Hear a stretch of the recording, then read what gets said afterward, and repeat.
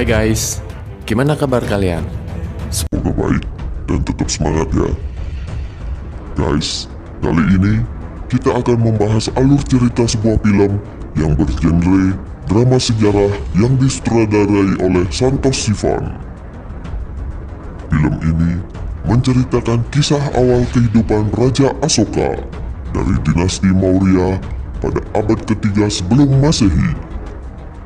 Cerita ini dimulai saat Kaisar Chandragupta Maurya, kakek Asoka dari dinasti Maurya, memutuskan untuk memeluk Jainisme dan menurunkan tahta kepada anaknya yang bernama Bindusara.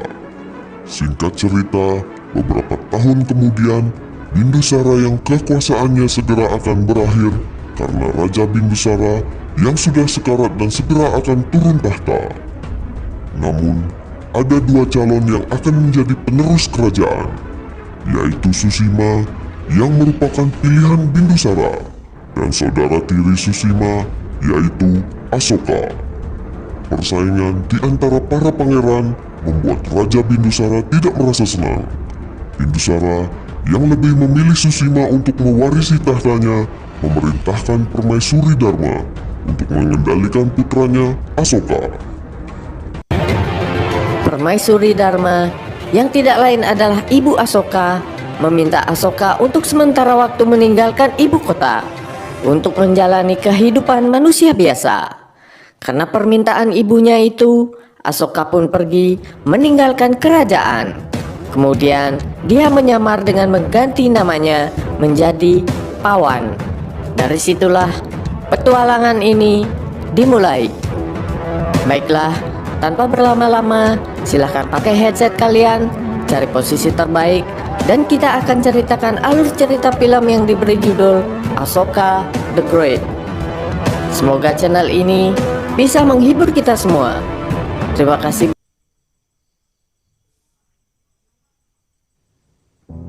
Raja Chandragupta Maurya menghampiri Asoka Maurya yang masih kecil pada saat itu.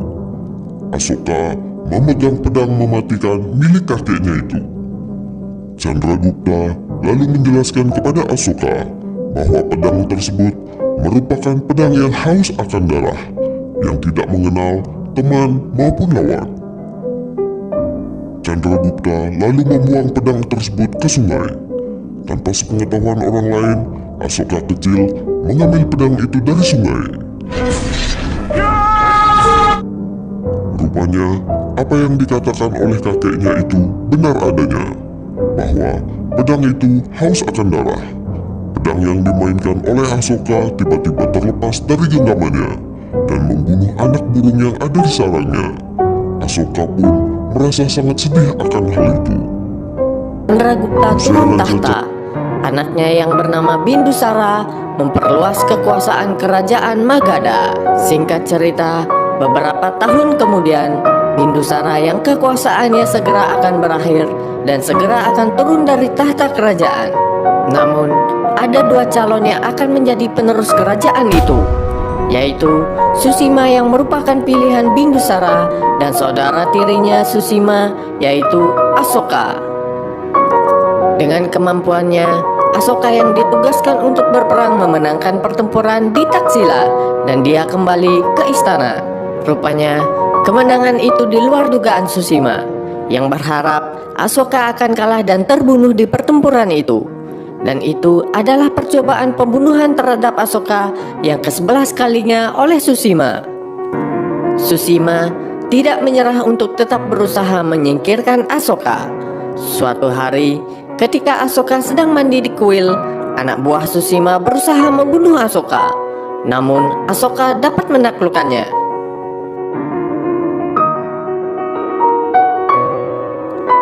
Suatu hari, ibu Asoka tidak ingin berbicara dengan Asoka sampai permintaannya terpenuhi agar Asoka meninggalkan Magadha dan menjalani kehidupan yang biasa, dan tidak ada yang boleh mengetahui kalau dirinya adalah Pangeran Asoka. Rupanya ibunya mendapat tekanan dari Susima dan Bindusara serta demi melindungi Asoka. Asoka yang sangat menghormati dan menyayangi ibunya itu menuruti permintaan ibunya. Dia pun pergi meninggalkan Magadha. Dalam menjalani kehidupannya sebagai orang biasa, Asoka menggunakan nama samaran, yaitu Pawan. Saat perjalanannya sebagai manusia biasa, dia bertemu dengan seorang biksu. Dan biksu itu berkata kalau Pawan bukanlah orang biasa, dan mengatakan baginya menjadi raja adalah biasa. Takdir Pawan melampaui takdir seorang raja. Dan akhirnya dia pun sampai di perbatasan Kalingga. Pawan berbaur dengan penduduk di sana, dan nasib baik pun menghampirinya. Tanpa sengaja, Pawan bertemu dengan seorang perempuan yang paling cantik di kampung itu. Dan seperti biasa, seperti film Bollywood yang lainnya, pertemuan itu diselingi goyang India. Tapi saat itu Pawan belum mengetahui nama gadis itu.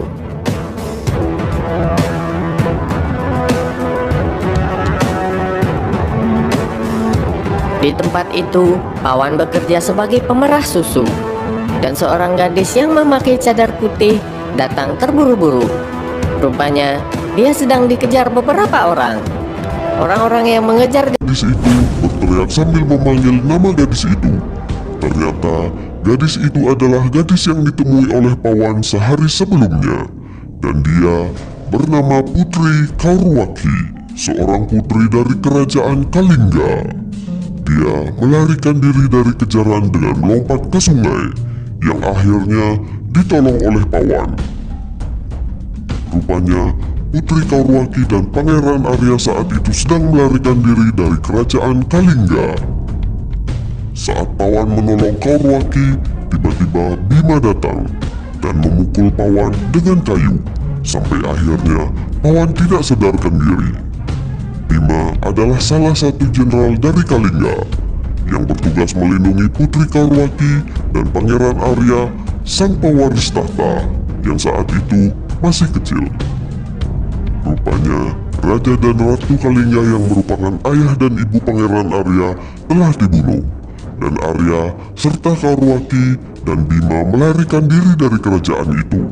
Kemudian, untuk menemukan pangeran yang telah hilang dari kerajaan Kalingga, Perdana Menteri membuat pengumuman bagi siapa saja yang menemukan Pangeran Arya dan Putri Kaurwaki akan diberikan imbalan 100 keping emas.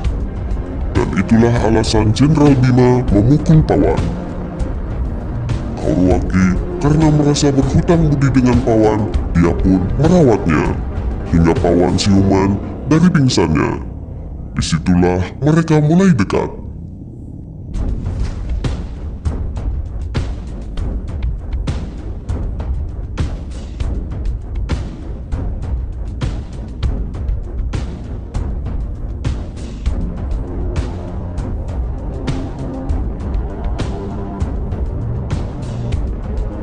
Di lain hari, Arya dan Kaurwaki dihadang oleh beberapa pria yang ingin membunuh mereka.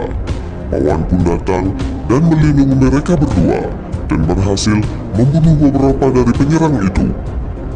Saat itu, Arya, Kaurwaki, dan Bima dalam perjalanan menuju Kalingga. Pawan ikut dengan mereka. Mungkin inilah yang disebut sambil menyelam minum air.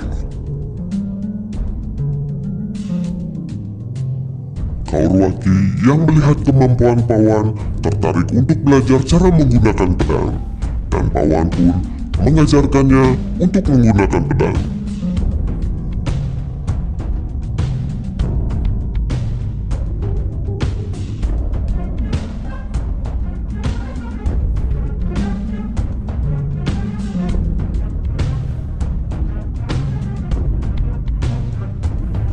Hubungan mereka pun semakin dekat, dan mereka akhirnya saling jatuh cinta. Suatu hari, seorang prajurit diutus oleh Ibu Asoka untuk menyampaikan pesan kepada Asoka bahwa dirinya sedang sakit. Asoka meminta izin kepada Kaurwaki dan Pangeran Arya untuk menemui ibunya. Dengan berat hati, mereka pun akhirnya berpisah. Asoka pun kembali ke istana, dan dia bertemu dengan ibunya yang ternyata dalam keadaan sehat. Ternyata Asoka telah dibohongi oleh ibunya yang merindukan dirinya untuk kembali ke istana. Asoka juga menemui sang Raja Bindusara. Sepertinya Bindusara kurang menyukai kehadiran Asoka kembali ke istana. Kemudian Asoka diberikan tugas untuk mengatasi pemberontak di Ujjaini. Di tempat yang berbeda, Karwaki dan Pangeran Arya kembali menghadapi percobaan pembunuhan oleh beberapa pria bersenjata. Saat itu, Karwaki yang sudah berlatih pedang mampu mengatasi hal itu. Namun, ada seorang wanita dan anak kecil yang seumuran Pangeran Arya bersedia mengorbankan diri mereka dengan mengaku sebagai putri Karwaki dan Pangeran Arya dengan menggunakan kalung Pangeran Arya. Dan akhirnya mereka pun dihabisi dan rumah mereka dibakar. Sementara Putri Karwaki dan Pangeran Arya berhasil meloloskan diri sambil menyaksikan hal kejam itu. Asoka yang kembali dari medan pertempuran kembali mencari kekasih hatinya, Karwaki dan Pangeran Arya. Dia menemui Jenderal Bima yang saat itu masih terluka dan menanyakan di mana Karwaki dan Arya. Bima menunjukkan kalung Arya kepada Asoka dan menunjukkan abu mereka yang dikira sudah terbunuh dan terbakar. Saat itu, Asoka menangis dan menyesali hal yang telah terjadi. Dia pun mencoba membunuh dirinya, tetapi seorang teman yang bernama Virat yang dulu dikenalnya saat menjadi pawan menghentikan niatnya itu. Akhirnya, Virat pun tahu bahwa pawan yang dikenalnya itu adalah Pangeran Asoka. Virat mengatakan dirinya akan selalu menemani Asoka dalam setiap perang dan kemenangan. Sementara itu, Karwaki dan Arya yang ternyata masih hidup dikurung oleh Bima dan dia melarangnya untuk menemui Asoka. Setelah berhasil keluar dari kurungan, Karwaki pun pergi mencari Asoka yang dikenalnya sebagai pawan, kekasih hatinya. Singkat cerita, Asoka kembali ke Ujjaini. Beberapa pertempuran, dia pun menderita luka dan demam. Kemudian dirawat di biara Buddha oleh Devi, yang saat itu Devi juga melangsungkan pernikahannya di tempat itu. Di hari pernikahannya, Devi lupa memberikan obat kepada Asoka dan dia pun pergi menemui Asoka. Pada saat menemui Asoka, salah seorang anak buah Susima berusaha untuk membunuh Asoka. Namun, Devi menyelamatkan nyawa Asoka dengan membunuh orang itu. Asoka membawa Devi dengan tangan berlumuran darah, sehingga membuat calon pengantin pria membatalkan pernikahannya dengan Devi. Devi dan keluarganya tentu saja merasa terpukul dan terhina atas kejadian itu. Atas kejadian itu, Asoka yang telah merasa berhutang nyawa dengan Devi merasa bertanggung jawab dan menikahi Devi di hari itu juga. Di malam pernikahan mereka, Devi mengetahui bahwa Asoka belum bisa mencintainya karena hati Asoka telah mati bersama Karwaki. Hari-hari pun berlalu. Asoka dan Devi kembali ke Magadha untuk menemui raja. Tapi Raja Bindusara tidak mau menemui mereka dan mengatakan agar Asoka sebaiknya kembali ke Ujjaini.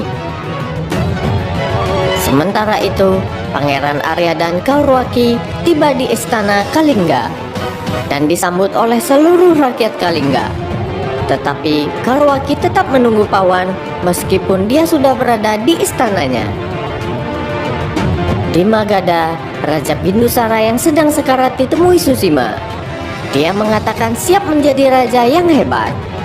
Tetapi ada kabar yang mengatakan bahwa Devi sedang hamil dan akan melahirkan keturunan, sedangkan Susima tidak bisa memiliki keturunan.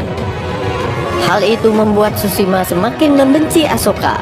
Akhirnya dia mengutus seseorang untuk membunuh Devi dan bayi yang dikandungnya. Namun ibu Asoka justru menjadi korban setelah berusaha untuk menyelamatkan Devi. Asoka pun menjadi sangat marah. Dia pun akhirnya membunuh Susima dan saudaranya, kecuali Sugatra yang kabur meminta perlindungan di kerajaan Kalingga.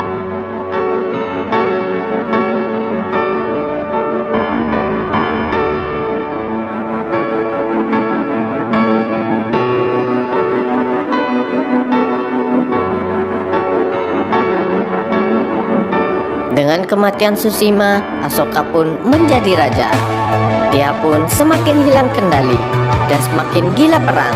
Dia akan melakukan apa saja untuk memenangkan peperangan. Atas kekejaman Asoka itu, Jenderal Bima dari kerajaan Kalingga menyerang kamp pasukan Magadha dan berhasil membunuh beberapa pasukan Magadha. Kemudian Jenderal Bima mencari Raja Asoka dan mencoba untuk membunuhnya. Tetapi usaha itu berhasil digagalkan oleh prajurit Magadha. Jenderal Bima yang saat itu sedang terluka berhasil kabur kembali ke Kalingga.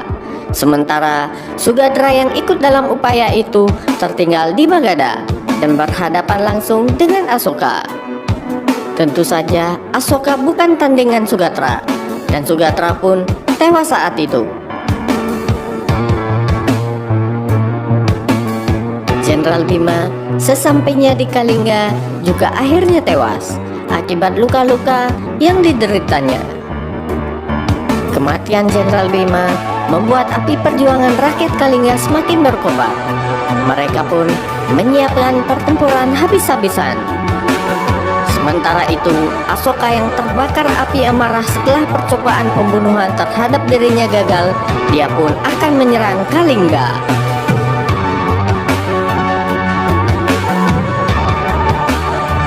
Pertempuran besar pun tidak bisa dihindarkan.